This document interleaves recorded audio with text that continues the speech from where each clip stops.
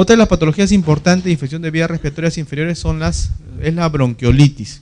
La bronquiolitis, o también llamada neumonía viral, pues, ¿no?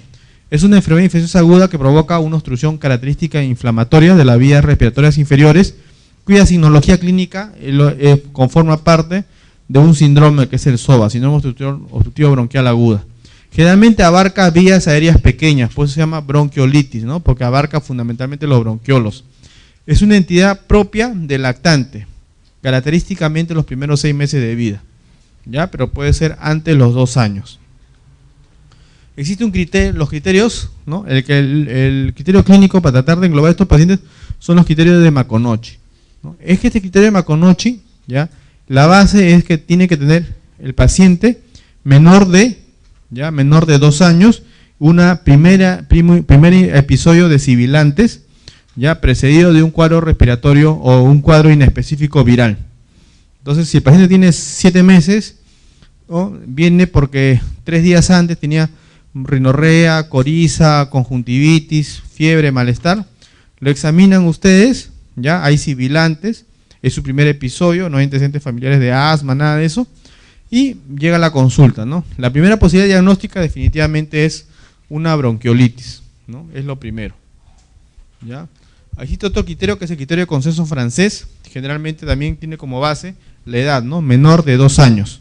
Menor de 2 años, ya que tiene 2 o 3 días previos con síntomas respiratorios inespecíficos, o sea, de cualquier rinofaringitis con o sin fiebre, o asociación con uno de los siguientes, que esté polinéico, que tenga tirajes, distensión torácica, dificultad para respirar, y que sea primer episodio coincidiendo con el periodo epidémico.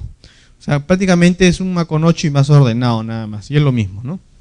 Ya la etiología, lejos, ya 50-80% hay series que incluso reportan 95%, que es secundario al virus sincicial respiratorio. Existen un montón de serotipos de virus sincicial respiratorio, por eso que un niño puede tener, ese es el demol de todos los criterios, ¿no? Todos dicen primer episodio, pero un niño puede tener 2 o 3 episodios de bronquiolitis por el mismo virus, porque normalmente no hay reactividad cruzada entre los mismos serotipos, entre diferentes serotipos de un mismo virus, ¿no? O sea, un niño puede tener 3 episodios de bronquiolitis por virus sincicial respiratorio, sí puede tenerlo, con la diferencia que el segundo y tercer episodio probablemente va a ser menos severo o menos intenso clínicamente, ¿no?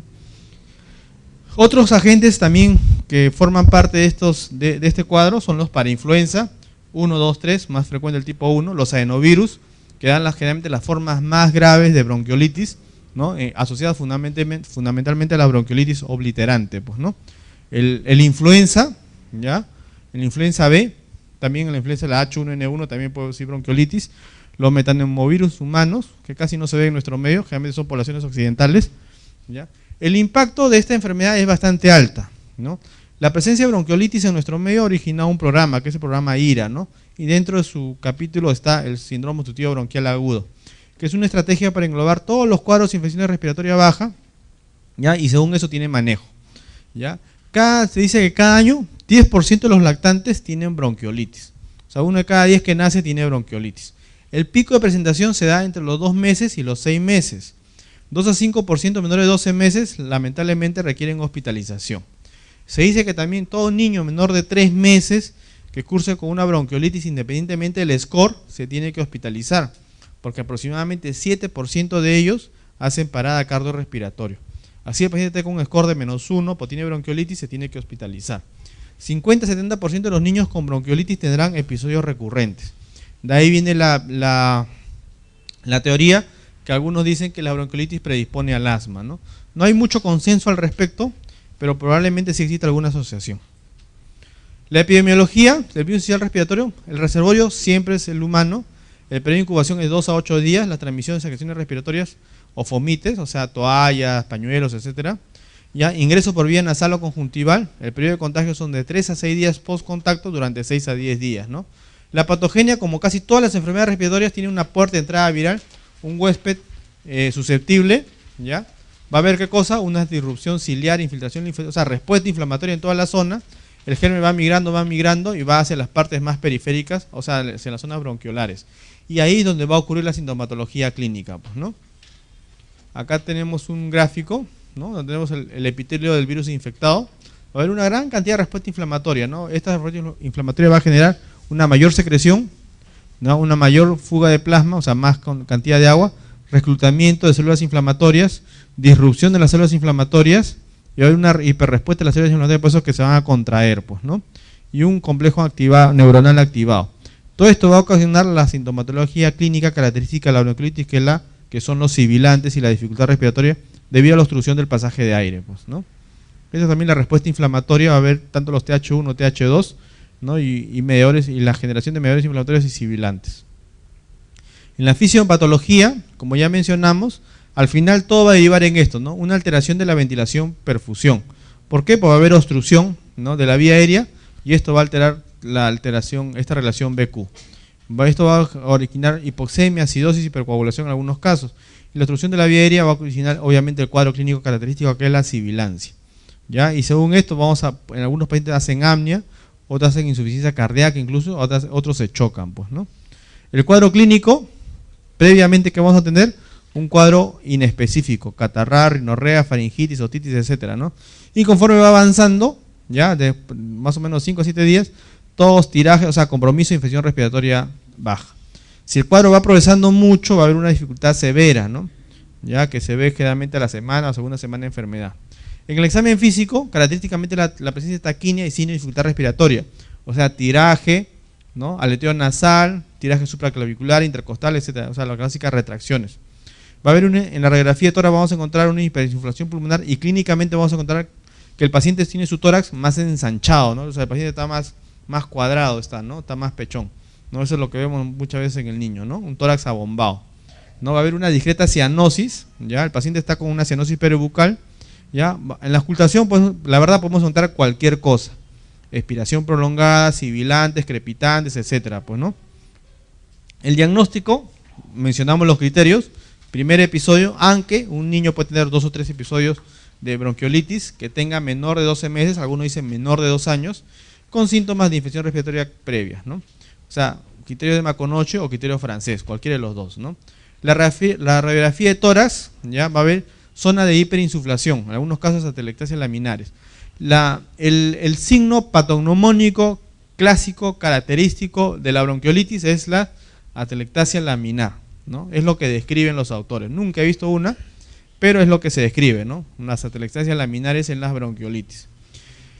¿Ya? Y se debe pedir cuando existe duda diagnóstica, cuando el paciente tiene alguna enfermedad cardiovascular previa, en inmunodeprimidos, o el paciente progresivamente va empeorando, ¿no? La valoración de la gravedad, ¿ya? Uno de ellos en prematuros. ¿Un prematuro puede tener bronquiolitis? Sí. En ellos es más severo, tal es así que en ellos se usa la ribavirina, ¿no? O la comorbilidad, o sea, paciente con fibrosis quística, inmunodeficiencia, cardiópata, etcétera, ¿no? La edad, menor de 3 meses, se tiene que hospitalizar. O que tenga compromiso el estado general o una hipoxia importante, ¿no? La hipoxia, que es el mejor predictor de la gravedad, se correlaciona con la taquimia, pero no con los sibilantes. El paciente puede tener una hipoxia severa y no tener sibilantes. ¿Por qué? Porque de repente tiene un tórax silente. Existen numerosas escalas clínicas de evaluación de la bronquiolitis. La más usada, una de ellas es el Gunn-Downes y el otro es el score de Birman y Pearson, pues, ¿no? Que también se usa. Por acá creo que está o no está. Bueno, no está. ¿Ya? Este es el Gunn-Downes, que se usa generalmente en menores de 3 meses. ¿Ya? Y a partir de los 3 meses, otra escala importante es la escala de Birman y Pearson, ¿no? ¿Ya? El tratamiento, como es un virus, generalmente tratamientos son sintomáticos, ¿no? ¿Ya? Los únicos 2 tratamientos que han demostrado beneficio es la oxigenoterapia y la hidratación. El resto es controversial, ¿no? Hidroterapia, o sea, hidratación y la oxigenoterapia ayuda a mejorar el cuadro clínico del paciente. La fisioterapia respiratoria no se debe usar, está contraindicado, ¿no? Eso de la palmoterapia que se usa en muchos hospitales no se debe hacer, ¿no?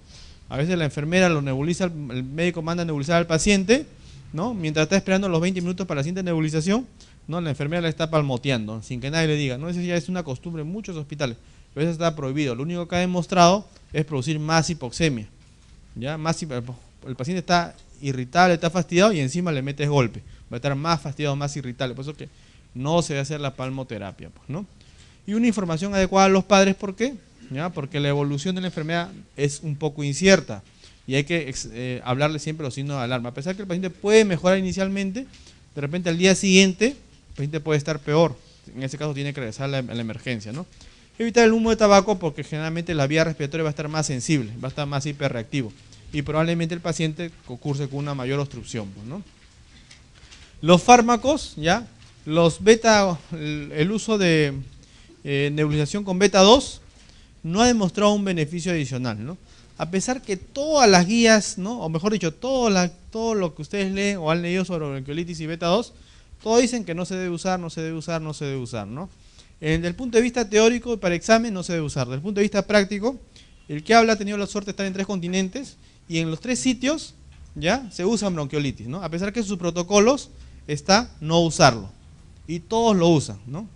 ¿No? ¿Pero por qué? Porque dicen de manera empírica, ¿no?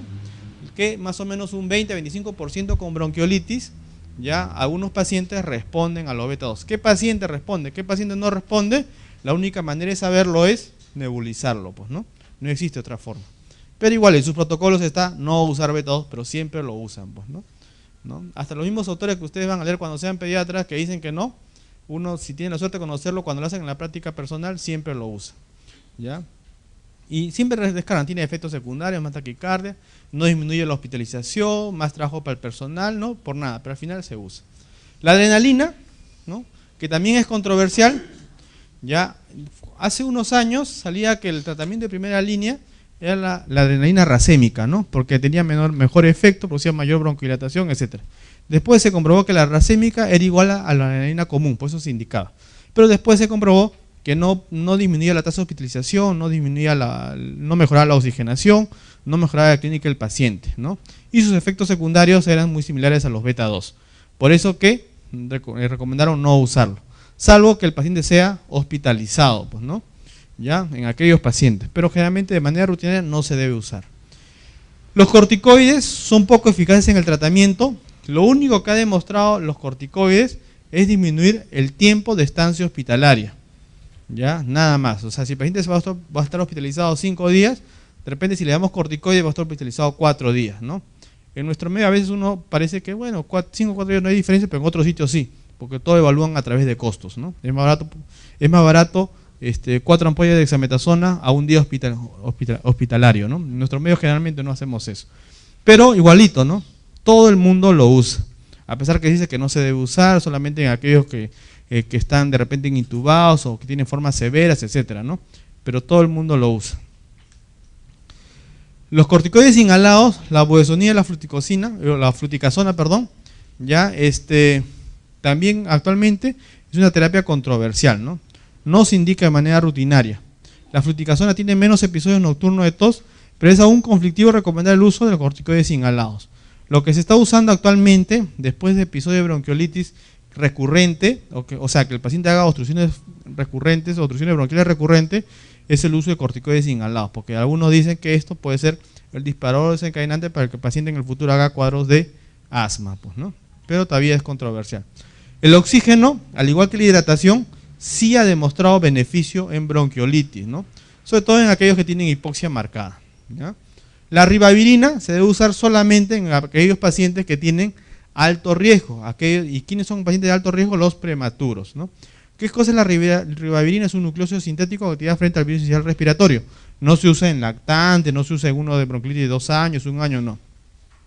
Su forma de utilización es en aerosol durante 12 a 20 horas durante 3 a 5 días.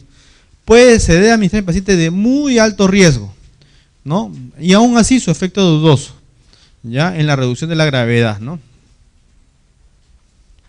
La inmunoprofilaxis, la inmunoglobulina intravenosa contra virus inicial respiratorio, que es el palivizumab, que es un anticuerpo monoclonal, ya que produce una inmunidad pasiva tipo IgG, también, pues, ¿no? Ya esto se usa generalmente en niños con muy alto riesgo, generalmente menores de 3 meses o neonatos, el palivizumab. Y ahora hay uno nuevo que es el baltimizumab, ¿no? Que recién ha salido hace 2 o 3 meses en el mercado, pero que también está, su estudio está en estudio todavía preventivo, ¿no? Este es un algoritmo diagnóstico para bronquiolitis. Tenemos leve, ¿no? Con un score de Downs, moderada de 4 a 8 y grave 8 o más, pues, ¿no? Siempre tenemos que ver la saturación. Se dice que cuando el paciente está con hipoxemia, mínimo tiene un cuadro moderado, ¿ya? ¿ya? Y la frecuencia respiratoria, que esto varía con la edad. Inicialmente, dosis de beta-2 agonista, inhalado o nebulizado, si mejora, ¿ya? Criterios de ingreso a hospitalización, generalmente no, pues, ¿no? Criterios de alta valoramos.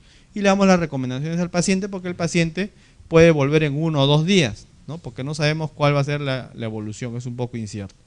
Si no mejora, valoramos siempre la hospitalización y nebulizamos con adrenalina en algunos casos, ¿ya? Y hacemos ¿qué cosa?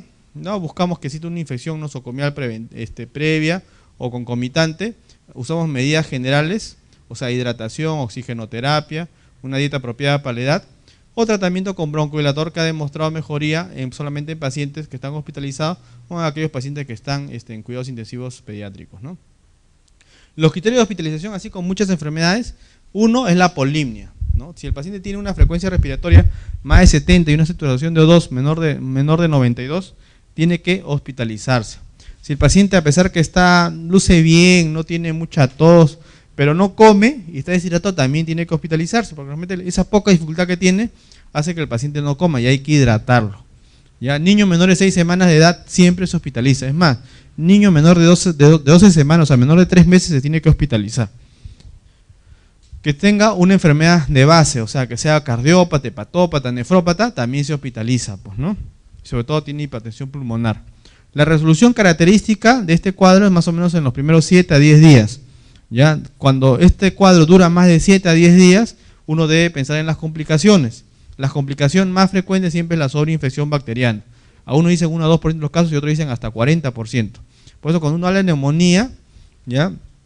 Un tipo de neumonía es la neumonía mixta, ¿no? O sea, cuadro que empezó como un cuadro viral y que en la evolución hizo una sobreinfección bacteriana. Y eso ocurre entre el 12 y 40% de los pacientes. La mortalidad es menos del 1%, ¿ya? Y característicamente muchos de estos pacientes tienen sibilancias recurrentes y de ahí su asociación probable con asma, pero aún así no ha sido totalmente demostrado. El tratamiento en domicilio, siempre esto es importantísimo, ¿no? Porque a veces uno lo manda a la casa, ¿ya? Y el paciente regresa al día siguiente peor y reclamando, pues, ¿no? O sea, no es posible a veces saber cuál es la evolución de la enfermedad, ¿no? Siempre alimentación fraccionada, porque a veces de pronto el paciente inhala algo, ocurre un poquito de hiperreactividad y comienza a respirar rápido y justo está lactando y se aspira, ¿no? O sea, hay que tener mucho cuidado con esto. Signos de alarma, ¿ya? Evitar el humo de tabaco y control, ¿no? Acá pongo punto suspensivo en horas porque puede ser en 24, 48, 72 horas, dependiendo la gravedad del cuadro, pues, ¿no? Bueno, esto en relación a bronquiolitis, que es la infección viral de vía respiratoria más frecuente en pediatría, pues, ¿no?